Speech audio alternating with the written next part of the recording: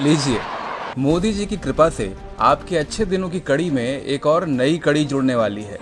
अगर आपकी जेब में खनखनाता हुआ खजाना है, तो फिर अच्छे दिनों के इस करिश्माई साल में आप भारतीय रेल को भी खरीद सकते हैं।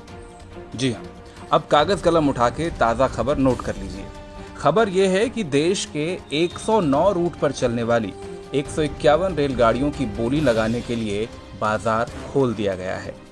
इसका सीधा सा मतलब ये है, आइए, बोली लगाइए और ट्रेन खरीद लीजिए। जी हाँ, पड़ गए ना चक्कर में। आज़ाद भारत के इतिहास में ऐसा पहली बार होने जा रहा है। धन्य है पीयूष गोयल जी और धन्य है मोदी जी का विजन। अब तक तो हम और आप सिर्फ ट्रेन का टिकट खरीदते आए थे। अब मोदी जी और पीयूष गोयल की कृपा से कोई भी बिजनेसमैन, धंधे वाला आदमी, कोई भी सेठ जी, कोई भी लाला जी चाहें तो पूरी की पूरी ट्रेन रूट समेत खरीद सकते हैं। और अब सवाल यह है कि सेठ जी ट्रेन खरीदने के बाद करेंगे क्या? अब सेठ जी कोई सरकार तो है नहीं जो आपकी सुविधा के लिए ट्रेन चलाएंगे। वो कमाएंगे मुनाफा और हर उस तरीके से कमाएंगे जैसे वो कमा सकते हैं।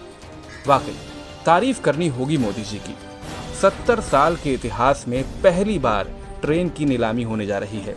जो अब तक नहीं हुआ वो पहली बार हो रहा है।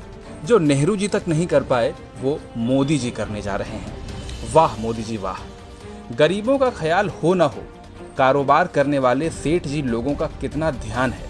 अब देशद्रोही तो इस पर भी सवाल उठा सकते हैं, लेकिन भाई इस विजन की गहराई को तो समझो कि जब ट्रेन चला के सेठ जी कमाएंगे तभी तो देश में तरक्की और खुशहाली होगी। अब क्या हुआ कि बाद में महंगी टिकट की वजह से गरीब आदमी ट्रेन की टिकट ना खरीद पाए। वैसे भी गरीब लोगों को ट्रेन का सफ़र कहाँ पसंद आता है। अभी हाल ही में तो सबने देखा था कि मोदी जी और गोयल जी की इतनी सारी ट्रेन चलने के बावजूद ये जिद्दी गरीब लोग पैदल ही अपने गांव जाते थे। हो सकता है कि यहीं से मोदी जी और पीयूष गोयल जी को ट्रेन को प्राइवेट सेक्टर को बेचने का आइडिया भी आया हो। अरे भाई, जब गरीब आदमी ट्रेन में बैठ ही नहीं रहा तो ट्रेन को बेचो सेठ जी को। अब देश की सरकार भला क्यों टेंशन ले। सेठ जी चलाएंगे अपनी ट्रेन और कमाएंगे अपना मुनाफा। जिसे ट्रेन में चढ़ना हो चढ़ ले। भाई वाह, गरीब लोगों से लेकर सेठ जी तक के फायदे के बारे में सोचने वाली ऐसी दिलदार सरकार की तारीफ तो बनती है।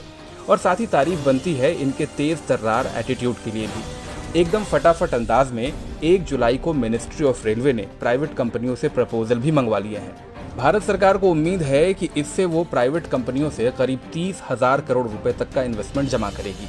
अब जैसे ही देश के 109 रूट पर 151 ट्रेन की डील हो जाती है, फिर देखिए कैसे कायाकल्प होता है भारतीय रेल का।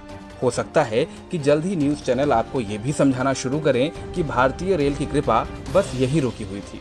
हरी चटनी के साथ 151 ट्रेन की डील जैसे ही फाइनल होगी, भारतीय रेल पर कृपा एकदम से बरस पड़ेगी। खैर, हम तो पत्रकार हैं। हम तो भारतीय रेल के साल 2004 में फायदा कमाने की खबर से भी एक्साइटेड थे और अब रेल बिकने की खबर सुनकर भी उत्साहित हैं। वो कहते हैं ना, मोदी जी ने किया है तो कुछ सोच समझ के ही किया होगा। अब जाते जाते आप भी कमेंट सेक्शन में अपनी ज्ञान वर्षा जरूर करते जाइएगा।